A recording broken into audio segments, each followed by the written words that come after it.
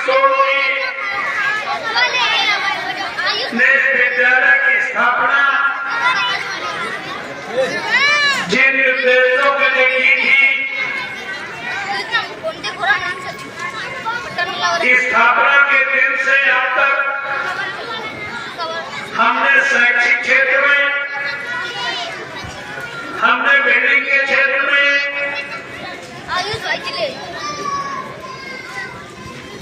हमने रिजल्ट के क्षेत्र में कितने कदम आगे बढ़े हैं।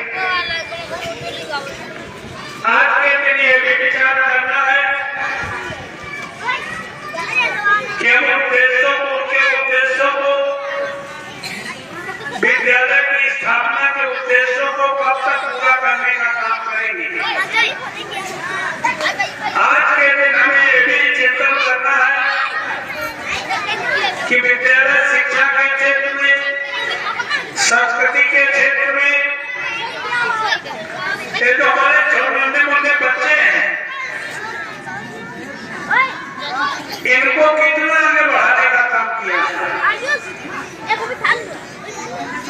क्योंकि पहले तो बच्चे जो पढ़ते थे वन डायमेंशन वाले बच्चे होते थे। आज तो बच्चे, ये जो छोटे छोटे बच्चे हैं, इनमें प्रतिभा कूट कर भरी है। आज बच्चे मल्टी डायमेंशन वाले तैयार हो रहे हैं।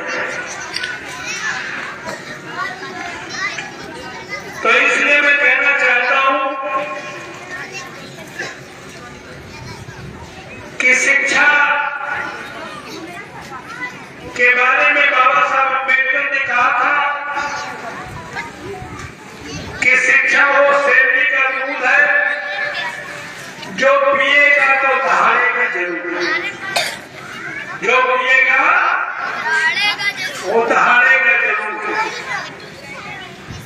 हम अपने बापों से कहना चाहते हैं कि इस विद्यालय को जो आपके गांव में स्थापित करके जो प्राइमरी सरकारी स्कूल है उससे बेहतर शिक्षा देने के उद्देश्य से जो स्थापना की गई थी, उसके लिए विद्यालय परिवार निश्चित तौर पर बधाई के पात्र है। आज के दिन हम ये कहना चाहेंगे, अभिभावकों से कहना चाहेंगे, इसलिए समय समय पर विद्यालय को चाहिए, वैसे तो भेजे होगा प्रत्येक बच्चे को आज एनुअल फंक्शन के दिन उसके माता पिता को निमंत्रण देके बुलाना चाहिए। हमें लगता है कुछ अभिभावक आए भी हैं, हमारी माताएं आए भी हैं, इनसे लगातार संपर्क और संवाद करने की आवश्यकता है। बच्चे के शिक्षा के बारे में, उसकी वेतन के बारे में, उसकी लापरवाही के बारे में अगर माँ बाप को अवगत कराया जाएगा तो हमें लगता है शिक्षा की गुणवत्ता में काफी सुधार होगा। एक बात और कहना चाहता हूं कि बच्चा जो पढ़ाया जा रहा है, चूंकि ये जो छोटे छोटे बच्चे हैं, ये वो गमला है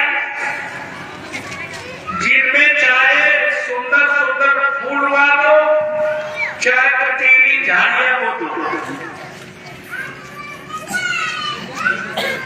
अगर बच्चा जो पढ़ना चाहता है उसको जो नैतिक शिक्षा स्कूल में दी जाती है, अगर घर में नैतिक शिक्षा का अभाव है या वो आचरण में माता पिता के नहीं है, तो इन बच्चों के मन में द्वंद्व पैदा हो जाएगा। क्या पैदा हो जाएगा? द्वंद्व पैदा हो जाएगी। नन्हे मुन्ने बच्चे हैं, जैसे उदाहरण के लिए कहता हूं कि बच्चा पहले दिन स्कूल जाता है। पहले तो हम लोग जब पढ़ते थे तो पार्टी में लिखा जाता है, अब कॉपी में लिखा जाता है। अध्यापक नैतिक शिक्षा के रूप में लिखता है सदा सच बोलो। क्या लिख कर देता है? सदा सच बोलो। बच्चा स्कूल से सदा सच बोलो कॉपी में लिख के ले जाता है। घर पहुंचता है, पिता का कोई दोस्त उससे पूछने आता है, दरवाजे खटखटाता है, दरवाजा तो पिता पुत्र से कहता है, उसी लड़के से कहता है जो आज ही अपनी कॉपी में सदा सच बोलो लिख कर लाया है। तो वो बच्चे से कहता है कि आप कहते पिताजी घर में नहीं है। बच्चा बाहर जाके कह देता है पिताजी घर में नहीं है। बच्चा कुछ नहीं बोलता, उसके मन में गहरा प्रभाव पड़ता है कि टीचर कहते थे सदा सच बोलो,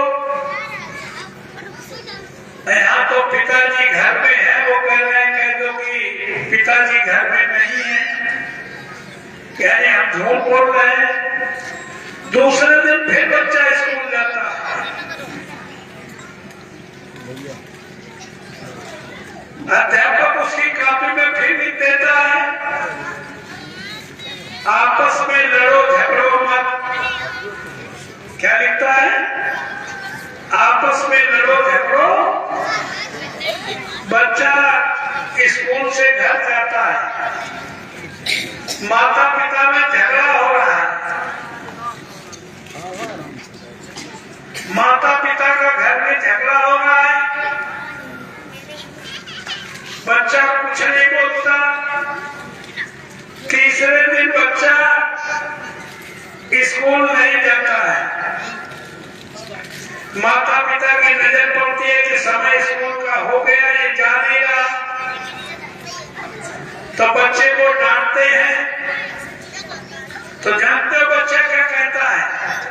कहता है गुरुजी अच्छा नहीं पढ़ाते हैं, गुरुजी अच्छा पढ़ाते कुछ है, हो कुछ रहा है। इसलिए मैं कहना चाहता हूं कि माता पिता ध्यान रखें कि जो नींव में जो चीज पड़ जाएगी वो बड़े होकर फलने फूलने लगती है। क्यों भाई? जैसी खाद पानी दिया जाएगा पौधे का ग्रोथ वैसे होता है कि नहीं होता है? और अगर झूठे में घुसेड़ दिया गया बचपन से तो झूठ की फसल पैदा होगी, ये अच्छे नागरिक नहीं बन पाएंगे। इसलिए कोशिश करनी चाहिए माँ बाप को कि बच्चों को नैतिक शिक्षा के मामले में द्वंद्व से बचाने के लिए वो ऐसा आचरण करने का काम करें। हमें पूरा भरोसा है। हम लोग गांव में पढ़ते थे तो गांव में प्राइमरी स्कूल नहीं होता था। हम लोग 3-4 किलोमीटर पैदल चल के 5 किलोमीटर प्राइमरी स्कूल जाते थे। फिर 2-3 कक्षा के बाद प्राइमरी स्कूल खुल गया तो जूनियर हाई स्कूल नहीं था, तो 6-7-8 किलोमीटर पैदल चल के जूनियर हाई स्कूल के लिए जाते थे।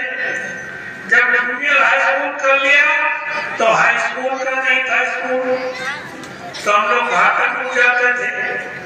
लेकिन आज कम से कम गांव में जूनियर हाई स्कूल है,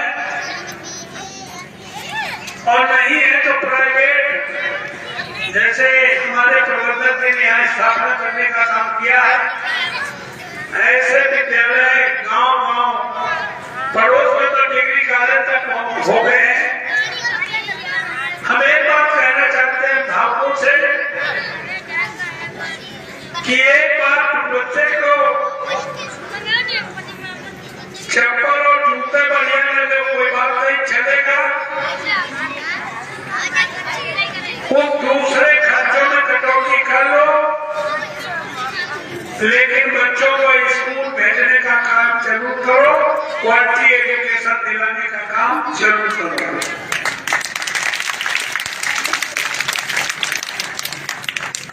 इसलिए आपसे कहने आया हूं कि ऐसे ही विद्यालय निश्चित तौर पर आगे चलकर, बगल में तुम्हारे उम्मीद है गाँव है ना, वहां अनुशासन के मामले में, शिक्षण के मामले में हमें लगता है ग्रामीण क्षेत्र में, देहात में नंबर 1 का विद्यालय हो गया है। हुआ है कि नहीं हुआ है? हम चाहेंगे कि हमारे प्रबंधक ने ऐसी कोशिश करें। समय इस विद्यालय में तो पहले भी आया हूं, इस विद्यालय की प्रगति के लिए कोई बाधा हो, बच्चों की बेहतरी के लिए और विद्यालय की बेहतरी के लिए, विद्यालय में किसी तरह का कोई दिक्कत परेशानी हो, हम आपको आश्वस्त करते हैं कि आपने हमें एमएलए बनाया है, हमें आपने एमपी बनाया है। इस बार भी हमें एमपी बनाने के लिए बड़े पैमाने पर क्षेत्र में सहयोग करने का काम किया था। हमने इस मंच के माध्यम से बधाई देते हैं। आपने तो बना ही दिया है, लेकिन हम जहाँ रहते हैं वहीं बगल में बिजली ऑफिस है। जिस दिन प्रबंधक जी हमारे पास आएंगे, हम उनके साथ चलकर जो भी एस्टीमेट बताएंगे लाइन हटाने का, वो आप जमा करेंगे, हम भी लाइन हटाने में पूरा सहयोग करने का काम करेंगे।